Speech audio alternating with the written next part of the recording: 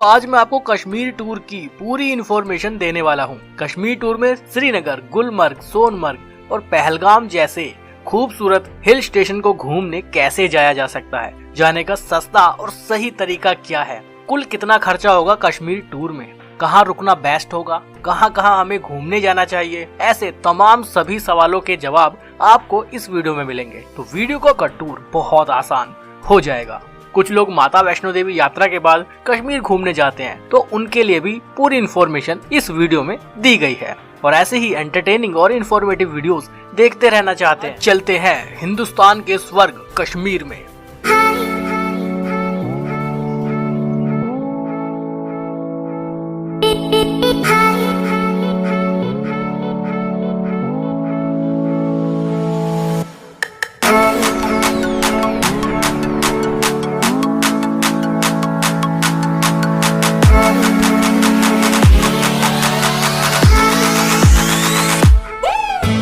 दोस्तों, अगर आपको पूरा कश्मीर टूर करना है जिसमें श्रीनगर, गुलमर्ग, सोनमर्ग और पहलगाम ये चारों मौजूद हैं, तो कैसे करना है वो सुन लीजिए। सबसे पहले आपको आना होगा श्रीनगर। श्रीनगर में इसलिए बोल रहा हूँ क्योंकि श्रीनगर एक बहुत बड़ा शहर है और वेल कनेक्टेड है बाय ट्रेन, बाय फ्लाइट और बाय रोड। अगर आप फ्लाइट से आना चाहते हैं तो दिल्ली से श्रीनगर के लिए डायरेक्ट फ्लाइट है, करीब 3600 रुपए इकोनॉमी क्लास में टिकट है। इसके अलावा मुंबई, कोलकाता और भोपाल जैसे बड़े बड़े शहरों से भी फ्लाइट है श्रीनगर के लिए, लेकिन वो वाया दिल्ली होकर आती हैं, तो समय बहुत ज्यादा लग जाता है। दूसरा ऑप्शन है कि आप ट्रेन से आ जाइए। ट्रेन से आने के लिए अभी डायरेक्ट ट्रेन लाइन अवेलेबल नहीं है, लेकिन कुछ समय बाद ट्रेन ट्रैक शुरू हो जाएगा। मैं आपको बताना चाहता हूँ कि आप जम्मू तक आ सकते हैं। जम्मू देश के सभी बड़े बड़े शहरों से रेल मार्ग द्वारा बहुत अच्छी तरह कनेक्टेड है। जम्मू से श्रीनगर आने के लिए आपको बाय ट्रेन आप उधमपुर तक आ सकते हैं, यानी जो लोग माता वैष्णो देवी यात्रा पर आते हैं वो लोग कटरा तक आ सकते हैं।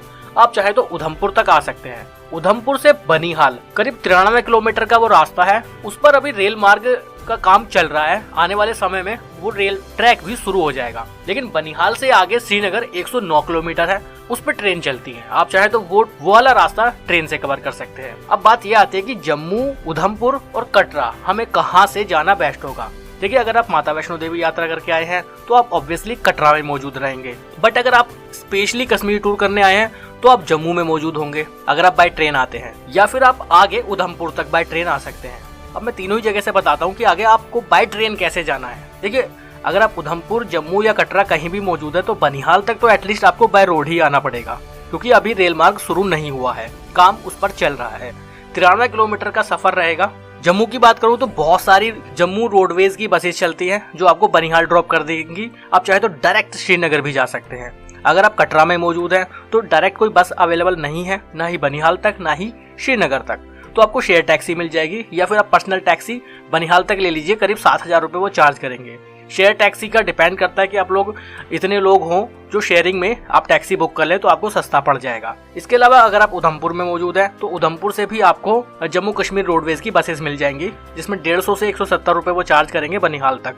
3 घंटे के आसपास का वो सफर रहने वाला है, तो वो भी एक अच्छा ऑप्शन रह सकता है। उसके बाद जब आप बनिहाल पहुंच जाएंगे तो बनिहाल से श्रीनगर के बीच में ट्रेन चलती है। बनिहाल से श्रीनगर के बीच की दूरी करीब 109 किलोमीटर है। हर 1-1.5 घंटे में वहाँ पर ट्रेन मिल जाती है। जनरल क्लास में टिकट का किराया मात्र 35 रुपए है। 1.5-2 घंटे का वो सफर रहेगा, लेकिन बहुत खूबसूरत रहेगा क्योंकि कश्मीर की खूबसूरत वादियों में से होकर वो ट्रेन निकलती है। लास्ट ट्रेन शाम को 7 बजे है। आपको रास्ते में खूबसूरत सीनिक व्यू देखने के लिए मिलेंगे, तो बनिहाल से श्रीनगर का सफर भी बहुत खूबसूरत रहेगा। अगर आप स्नोफॉल के टाइम पर आते हैं तो अच्छी खासी बर्फ भी आपको रेल मार्ग में देखने के लिए मिलेगी, तो वो अपने आप में बहुत खूबसूरत एक्सपीरियंस रहता है। ये बात हो गई बाय ट्रेन अगर आप आना चाहते हैं। अब बात करते हैं बाय रोड अगर आना चाहे तो कैसे आए। बाय रोड आने के 3 तरीके हैं, या तो आप बस से आ जाइए, या फिर आप टैक्सी लेकर आ जाइए, या फिर आप अपना खुद का वाहन लेकर आ जाइए। अगर आप बाय बस आते हैं तो दिल्ली से श्रीनगर के लिए बसेस अवेलेबल हैं। 810 किलोमीटर दिल्ली से श्रीनगर की बीच की दूरी है। वॉल्वो बस भी वहाँ से अवेलेबल है, किराया 2199 रुपए। एक है बस सेमी डीलक्स नॉन AC, किराया 1837 रुपए। एक है ऑर्डिनरी बस, उसका किराया है 1649 रुपए। तीनों बस जम्मू कश्मीर रोडवेज की हैं और टाइमिंग तीनों की 1 बजे है दोपहर को। तीनों बस एक साथ ही निकलती हैं। मिलेंगी आपको दिल्ली में सराय काले खां ISBT से। तो ये तो बात हुई बस से दिल्ली से कैसे आ सकते हैं। इसके अलावा अगर आप जम्मू आ गए हैं, देश के अलग अलग जम्मू कश्मीर रोडवेज की बहुत सारी बसेस मिलेंगी जो श्रीनगर निकलती है, तो वहां से भी जा सकते हैं। अगर आप कटरा मौजूद हैं तो जम्मू आ जाइए, तब भी आपको बहुत सारे ऑप्शन मिलेंगे श्रीनगर बाय रोड जाने के। इसके अलावा बसेस की डिटेल लेना चाहते हैं तो आप दिल्ली की एक वेबसाइट है www.dtidc.co.in। इसके अलावा जम्मू कश्मीर की भी एक वेबसाइट है जहां पर आप बसेस की डिटेल ले सकते हैं। वेबसाइट है www.jksrtc.com। तो ये हुई अगर आप बस से आना चाहते हैं उसकी जानकारी। दूसरा ऑप्शन है आप अपना वाहन लेकर आ जाइए अगर आप बाय रोड आना चाहते हैं। और एक और ऑप्शन है कि आप टैक्सी हायर कर लीजिए, चाहे जम्मू से कर लीजिए चाहे अपने घर से कर लीजिए, जहां से आपको लगे, वो आपके बजट पर डिपेंड करता है। अपना वाहन लाने का एक फायदा भी है, चाहे टैक्सी हो या खुद की गाड़ी। फायदा ये है कि श्रीनगर से करीब 55 या 60 किलोमीटर पहले एक रास्ता डाइवर्ट होता है जो पहलगाम के लिए जाता है। तो ऐसे में आप चाहें तो पहलगाम पहले जा सकते हैं और श्रीनगर बाद में जा सकते हैं। बट अगर आप पब्लिक ट्रांसपोर्ट से आते हैं, चाहे वो फ्लाइट हो, चाहे वो ट्रेन हो, चाहे वो बसेस हो, तो आपको श्रीनगर ही आना पड़ेगा, पहलगाम को आपको बाद में करना पड़ेगा। तो ये एक प्लस पॉइंट रहता है अपनी गाड़ी से आने का, चाहे वो टैक्सी हो या फिर खुद की गाड़ी। इसके अलावा एक और ऑप्शन है कश्मीर टूर करने का, वो है टूर पैकेज। बहुत सारी ट्रैवल एजेंसियां ऐसी हैं जो कश्मीर टूर कराती हैं। सबके इटनरी अलग अलग हैं, सबके चार्जेस अलग अलग हैं। कोई परफेक्ट होगा तो हम आपको जरूर बताएंगे जो आपके लिए बेस्ट रह सकता है। फिलहाल मैं आपको अपने तरीके से इटनरी बता रहा हूँ जैसा मैं पर्सनली एक्सपीरियंस करके आया हूँ। ये तो बात रही श्रीनगर पहुँचने तक की। अब बात करते हैं कि श्रीनगर में हमें रुकना कहाँ है। रुकने के लिए वहाँ पर होटल रिजॉर्ट बहुत है, कोई कमी नहीं है। लेकिन श्रीनगर आने के बाद अगर होटल या रिजॉर्ट पर रुके तो फिर मजा नहीं आएगा। उसके लिए हमें रुकना पड़ेगा श्रीनगर की फेमस डल झील में मौजूद हाउस बोट में। हाउस बोट में रुकने के लिए करना क्या है, सबसे पहले मैं आपको बता दूं कि श्रीनगर बहुत बड़ा शहर है। आपको सब कुछ सर्च करना पड़ेगा कि आपको पहुंचना कहाँ है। देखिए श्रीनगर में एक है डल झील और एक है डल गेट। अगर आप डल झील के नाम से जाएंगे तो कहीं और ही पहुंच जाएंगे। आपको जाना होगा डल गेट पर। डल गेट वो पॉइंट है जो बेसिकली एक टूरिस्ट पॉइंट है जहां पर सभी टूरिस्ट आते हैं। वहां पर आप शिकारा बोट एंजॉय कर सकते हैं, वहां पर आप हाउस बोट में आकर स्टे कर सकते हैं, जिनके बारे में मैं अभी आपको बता रहा था। हाउस बोट में रुकने का बहुत अलग एडवेंचर रहेगा। हाउस बोट के जो किराया है वो रहता है करीब 1000 रुपए से 2000, 2500 या इससे ज्यादा भी रहता है। बाकी कुछ सस्ती हाउस बोट भी हैं जो 700-800 में आपको मिल जाएंगी। आप ऑनलाइन भी बुक कर सकते हैं, चाहे तो ऑन द स्पॉट आकर भी कर सकते हैं, क्योंकि बहुत सारी हाउस बोट डल झील में बनी हुई हैं, तो कोई कमी नहीं है वहाँ पर हाउस बोट्स की। और हाउस बोट में आपको ऑप्शन मिल जाते हैं। आप चाहें तो फूड भी साथ में ले सकते हैं, तो उसका थोड़ा चार्जेस ज़्यादा रहेंगे। आप चाहें तो विदाउट फूड भी हाउस बोट को बुक कर सकते हैं।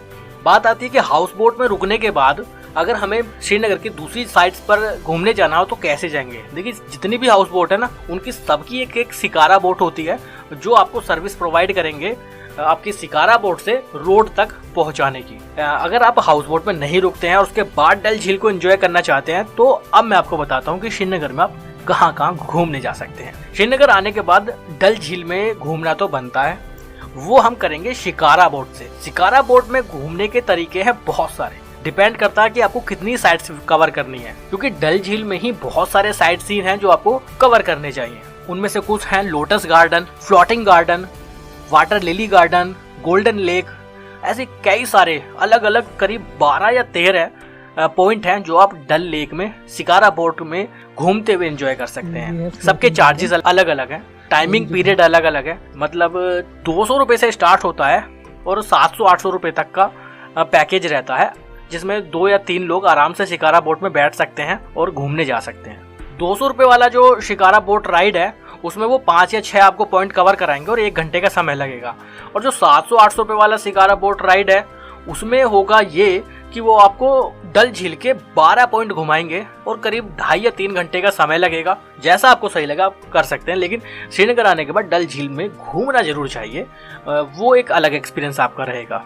इसके अलावा आप श्रीनगर में शंकराचार्य टेम्पल देखने के लिए जा सकते हैं। वैसे तो डल झील में जब आप शिकारा बोट में एंजॉय कर रहे होंगे तो आपको पहाड़ पर शंकराचार्य टेम्पल दिखाई देगा। इसके अलावा श्रीनगर में घूमने के लिए परी महल, चश्मे शाही बाग, नागिन लेक, निशात बाग, हजरत बल जैसे बहुत सारे अलग अलग जगह हैं जहां आप घूमने जा सकते हैं। सबके दूरी अलग अलग है, तो आप चाहें तो श्रीनगर आने के बाद टैक्सी बुक कर सकते हैं जो पैकेज में चलती हैं अलग अलग साइट्स को कवर कराने के लिए।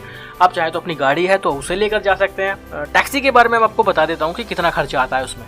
अगर आप मुगल गार्डन कवर करते हैं जिसमें चश्मे शाही, निशात बाग और शालीमार गार्डन है, तो उसमें टैक्सी वाले चार्ज करेंगे आपसे 1270 रुपये। इसके अलावा मुगल गार्डन, परी महल, हजरत बल और कुछ एक दो मंदिर भी हैं, उन्हें अगर आप कवर करना चाहते हैं तो टैक्सी वाला चार्ज करेंगे 2330 रुपये।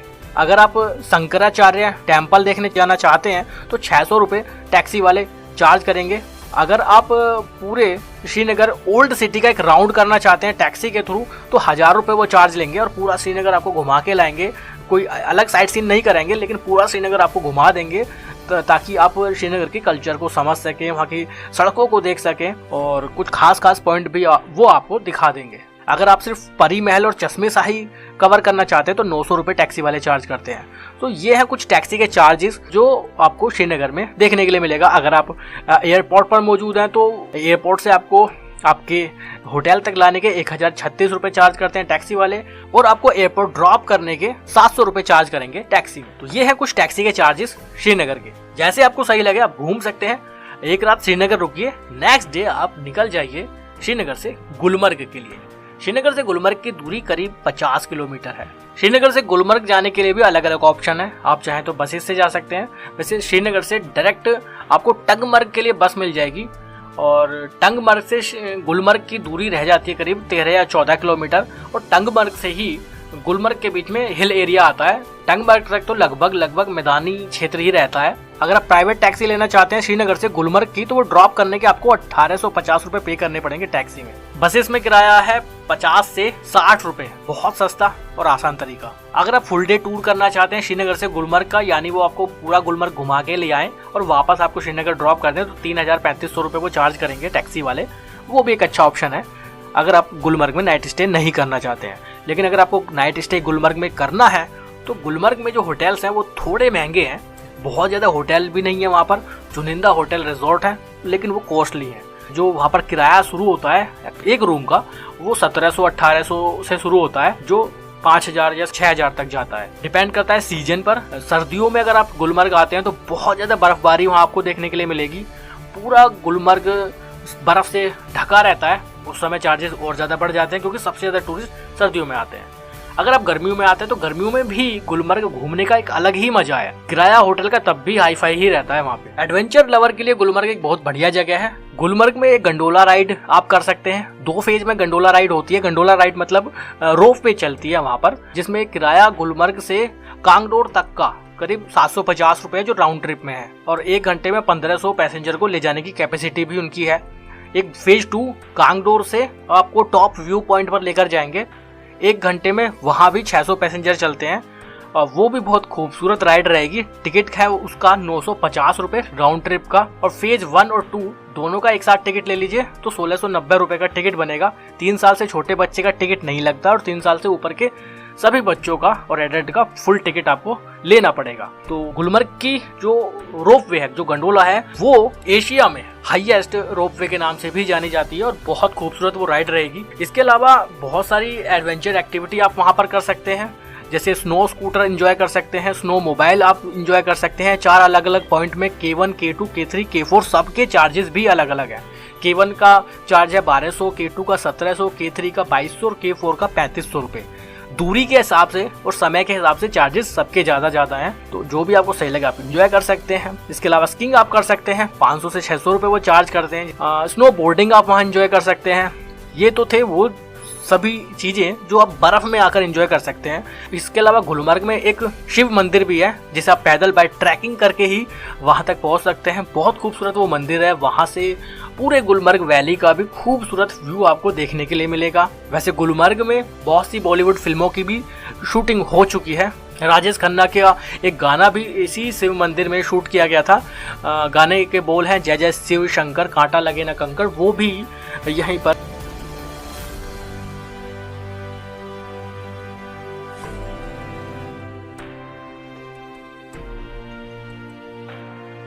गुलमर्ग में आप घुड़सवारी कर सकते हैं और घुड़सवारी करते करते आप काफ़ी सारे अलग अलग पॉइंट्स को भी घूमने जा सकते हैं, जिसमें अलग अलग साइट्स के अकॉर्डिंग चार्जेस हैं। अगर आप गुलमर्ग की सैर करना चाहते हैं विद स्ट्रॉबेरी वैली तो 1000 रुपये पौनी वाले चार्ज करते हैं। अगर आप गुलमर्ग से खिलनमर्ग और सेवन स्प्रिंग और बैक वापस आप गंडोला से आना चाहते हैं तो 1500 रुपये वो चार्ज करेंगे।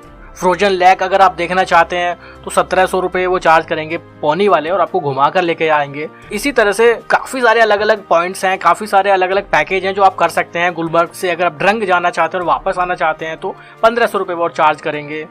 अगर आप पोनी लेना चाहते हैं, पोनी के थ्रू गुलमर्ग में घूमना चाहते हैं वैसे ही इधर उधर, तो 500 रुपये में आपको 1 घंटे के लिए पोनी और पोनी वाला साथ में मिल जाएगा। वो भी एक बढ़िया ऑप्शन रहता है। तो गुलमर्ग में एंजॉय करने के लिए बहुत कुछ है। वैसे फूड की भी बात कर लेते हैं। फूड के बारे में मैं आपको श्रीनगर और गुलमर्ग दोनों ही के बारे में बता देना चाहता हूँ कि नॉन वेजिटेरियन फूड तो आपको बहुत आसानी से मिल जाएगा। वेजिटेरियन फूड के लिए कुछ कम ही ऑप्शन है। गुलमर्ग की अगर मैं बात करूँ तो गुलमर्ग में 7-8 रेस्टोरेंट एक साथ लाइन में बने हुए हैं, जिनमें से सिर्फ एक रेस्टोरेंट ऐसा है जिसमें वेजिटेरियन फूड मिलता है, बाकी सब पे नॉन वेजिटेरियन फूड मिलता है। तो जो नॉन वेजिटेरियन के शौकीन हैं उनको बहुत सारे ऑप्शन मिलेंगे, लेकिन वेजिटेरियन लोगों को थोड़ा सा कॉम्प्रोमाइज करना पड़ सकता है गुलमर्ग आने के बाद। वैसे श्रीनगर में वेज होटल आपको मिल जाएंगे। डे 3 में आप गुलमर्ग से सोनमर्ग के लिए निकल सकते हैं। गुलमर्ग से सोनमर्ग की दूरी है करीब 119 किलोमीटर और करीब 3.5 घंटे का समय लगेगा। जाने के तरीके हैं कि आप टैक्सी ले लीजिए, 4000 रुपये वो लेंगे ड्रॉप करने के। डायरेक्ट बस आपको अवेलेबल नहीं होगी गुलमर्ग से सोनमर्ग के लिए, उसके लिए आपको पहले आना पड़ेगा श्रीनगर और श्रीनगर से आपको डायरेक्ट बस मिल जाएगी सोनमर्ग के लिए, जो एक बहुत ही सस्ता तरीका रहेगा सोनमर्ग तक पहुंचने का। शेयर टैक्सी अगर आप लेना चाहते हैं तो अलग अलग चार्ज रहेंगे, क्योंकि अलग अलग टैक्सी भी आपको लेनी पड़ेगी अगर आप गुलमर्ग में मौजूद हैं। अगर आप श्रीनगर से सोनमर्ग जाना चाहते हैं तो श्रीनगर से 2400 रुपये चार्ज करेंगे टैक्सी वाले ड्रॉप करने के। अगर आप शेयर टैक्सी लेना चाहते हैं तो शेयर टैक्सी भी आपको मिल जाएगी, बट डिपेंड करेगा कि टूरिस्ट वहां पर कितने हैं। सोनमर्ग में होटल आपको बहुत आसानी से और सस्ते होटल मिल जाएंगे, जिसमें 700-800 रुपये से शुरू होकर 5000 रुपये तक के अलग अलग होटल आपको मिल जाएंगे। सोनमर्ग जाना जाता है अपने सीनिक व्यूज के लिए। अगर आप लद्दाख टूर करते हैं वाया श्रीनगर कारगिल तो उसी रूट पर रास्ते में पड़ता है सोनमर्ग, और जो लोग लद्दाख जाते हैं तो वो एक रात का स्टे सोनमर्ग में भी करते हैं, क्योंकि यहाँ की खूबसूरती बहुत लाजवाब है। सोनमर्ग में आप काफी अलग अलग पॉइंट्स को घूमने जा सकते हैं। अगर आपके पास प्रॉपर समय है तो आप इन जगहों पर जरूर जाइएगा। जैसे थिजवान ग्लेशियर देखने आप जा सकते हैं, विसानसर लेक आप देखने जा सकते हैं, व्हाइट रिवर राफ्टिंग को आप यहाँ पर एंजॉय कर सकते हैं, नीलागढ़ रिवर आप यहाँ देख सकते हैं, पास में ही है। कश्मीर ग्रेट लेक ट्रैक आप करने के लिए निकल सकते हैं। बालताल वैली देखने के लिए जा सकते हैं जो यहाँ से 12 किलोमीटर की दूरी पर है। गंगाबल ट्रैक के लिए निकल सकते हैं, 5 किलोमीटर की दूरी पर है। कृष्णासर लेक देखने के लिए जा सकते हैं, लेकिन थोड़ा सा दूरी पर है वो यहाँ से करीब 22 किलोमीटर। और इसके अलावा बहुत सारे ट्रैकिंग एक्सपीरियंस अगर आप लेना चाहते हैं तो सोनमर्ग अपने ट्रैकिंग रूट के लिए भी जाना जाता है। और जो लोग लद्दाख जाते हैं तो वो सोनमर्ग से आगे जोजिला पास होकर जाते हैं। अगर आप जोजिला पास देखना चाहते हैं तो 18 किलोमीटर की दूरी पर जोजिला पास मौजूद है। और फूड यहाँ भी आपको मिल जाएगा, लेकिन जैसा कि मैं आपको बता रहा था कि नॉन वेजिटेरियन और वेजिटेरियन दोनों तरह का फूड है, लेकिन नॉन वेजिटेरियन फूड के ऑप्शंस यहाँ भी आपको ज़्यादा देखने के लिए मिलेंगे। इस तरीके से आप कश्मीर के 3 बड़े बड़े शहरों को कवर कर चुके होंगे, जिसमें श्रीनगर, गुलमर्ग और सोनमर्ग रहेगा। अब बात आती है कि पहलगाम कैसे जाया जाए। देखिए, सोनमर्ग से अगर आप पहलगाम आते हैं तो दूरी है 168 किलोमीटर।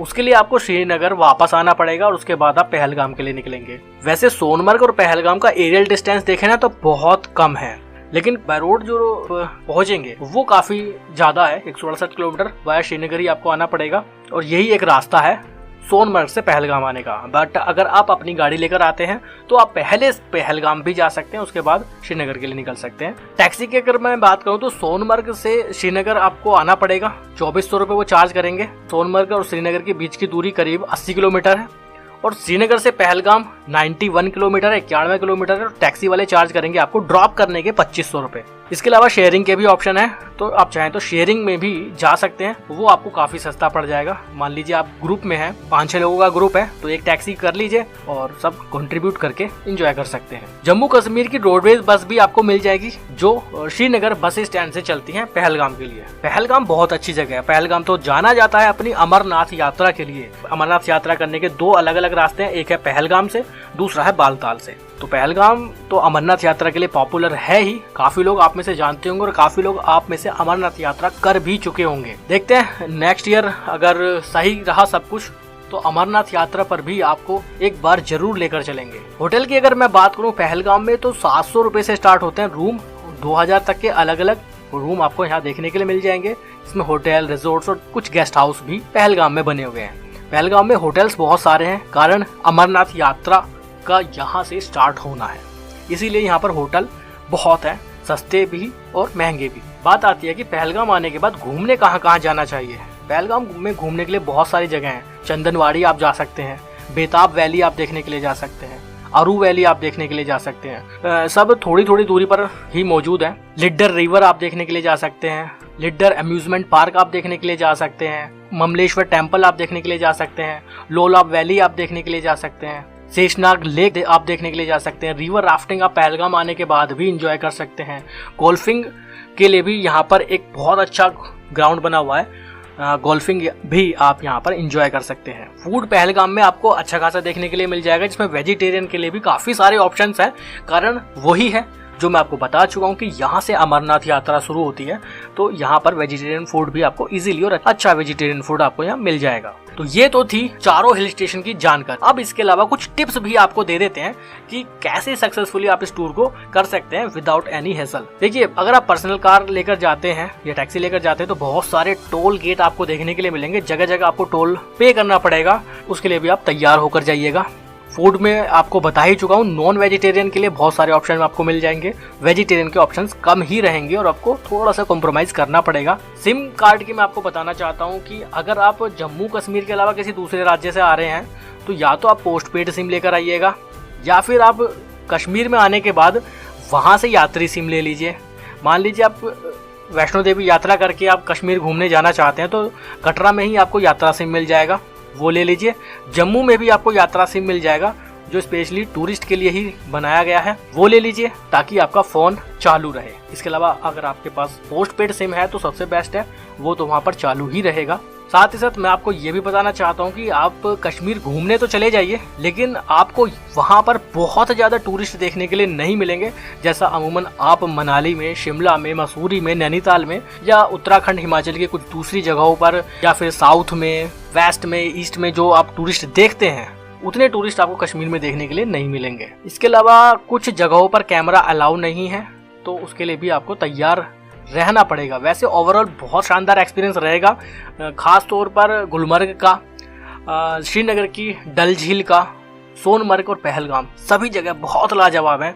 हिमालय पर्वत के कुछ अनदेखे जो व्यूज आपको वहाँ देखने के लिए मिलेंगे, जो पीस आपको वहाँ देखने के लिए मिलेगा ना, वो बहुत शानदार रहने वाला है। एज ए टूरिस्ट आप वहाँ पर घूमिए, तब आप बहुत अच्छा वहाँ पर अनुभव ले पाएंगे। बात आती है बजट की। देखिए, बजट डिपेंड करता है ओवरऑल आपके ऊपर कि आपका मोड ऑफ ट्रांसपोर्ट क्या है। अगर आप टैक्सी लेकर जाएंगे तो आप समझ सकते हैं कि बजट काफ़ी हाई हो जाएगा, बट अगर आप ट्रेन से या पब्लिक ट्रांसपोर्ट को यूज़ करके जाते हैं तो बजट काफ़ी लो रह सकता है। वो टोटली डिपेंड करेगा आपके ऊपर।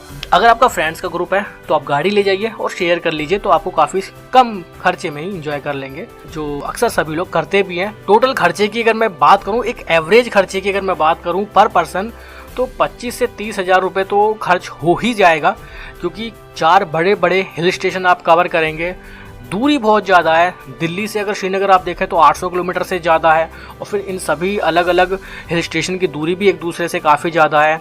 अब बात गुलमर्ग की कर लें तो श्रीनगर से गुलमर्ग तो जाहिर सी बात है बड़ा टूर रहेगा, समय ज़्यादा लगेगा, और 4 अलग अलग बड़े बड़े हिल स्टेशन आप कवर कर रहे हैं, तो 25 से 30 हज़ार कोई बहुत ज़्यादा अमाउंट नहीं रहेगा। और हो सकता है कि आप 25 से कम में भी कर सकते हैं, 20 हज़ार में भी कर सकते हैं, टोटली डिपेंड करेगा आपके खर्चे पर। इसके अलावा भी अगर आपका कोई सवाल है कश्मीर टूर से रिलेटेड तो कमेंट बॉक्स में पूछ सकते हैं, कोई डाउट है तो वो भी क्लियर कर सकते हैं। अगर आपको ये वीडियो अच्छी लगी है तो जाते जाते एक लाइक करके जरूर जाइएगा, क्योंकि आपके एक लाइक से हमें मोटिवेशन मिलता है, इंस्पिरेशन मिलती है कि ऐसी ही एंटरटेनिंग और इन्फॉर्मेटिव वीडियोस बनाते रहे। तो लाइक किए